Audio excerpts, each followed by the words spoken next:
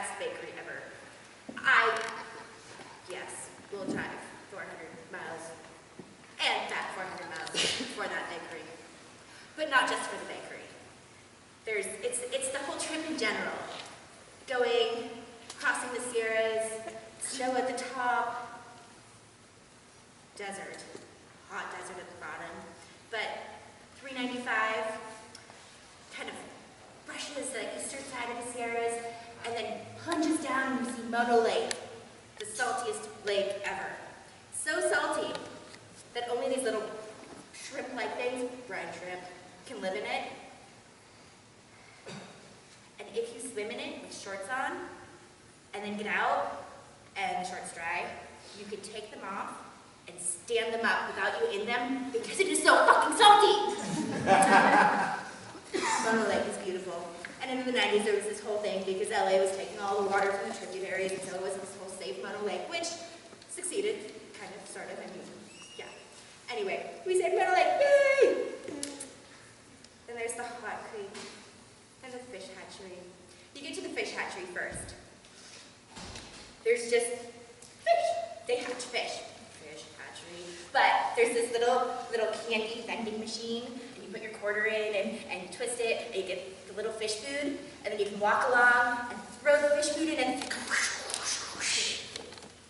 And the big ones, there's so many of them, and they get so excited to eat fish food that the water just splashes up, and you can just reach your hand in there. Well, you're not supposed to do that, but anyway, it's epic. And they used to do tours, and you could see them like harvest little fish eggs, and then hatch the little baby fish, and then they release them into the creeks and rivers, and I think, anyway, lots of happy.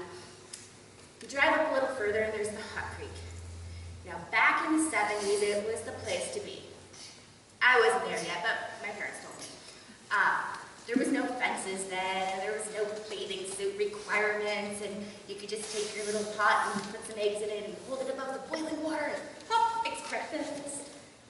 Well, they built some fences and this and that, but we'd still go, and it would be awesome, and we'd swim, and there was this big log on the side, and it was just perfectly placed that I could crawl behind it and poop when I moved, you know.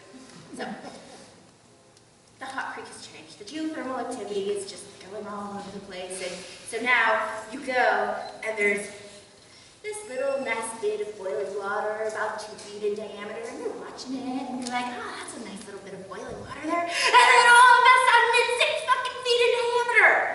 Boiling water! People have died. You can't swim anymore. Very sad, but it's still a beautiful place to go. The trip itself. We always used to stop in Bishop on the way to Death Valley. My dad was a desert rat. They're actually little creatures that my mom was a smart ass, and when the guy said, oh, does anybody know what a desert rat is? My mom piped up and said, oh, my husband! It was great. My dad died in 1994. That's 20 years on Sunday. Like, not tomorrow, the next day. 20 years. So this trip to Bishop, it's memories. It's everything. I do it every year.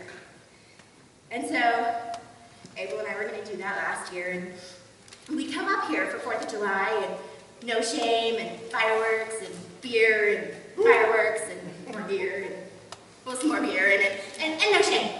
Anyway, we had a blast. And then his friends started dying up here, 3 in the same year. And he got worried about who was going to be next. And so he really wanted to come up here in September to make sure that he saw the people that he wanted to see.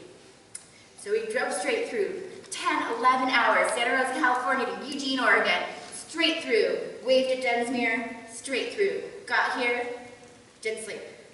Drove all around, picked up people, saw people, said hi, did this, did that, didn't sleep. Came to No Shame. Didn't sign up in time for my monologue, but really.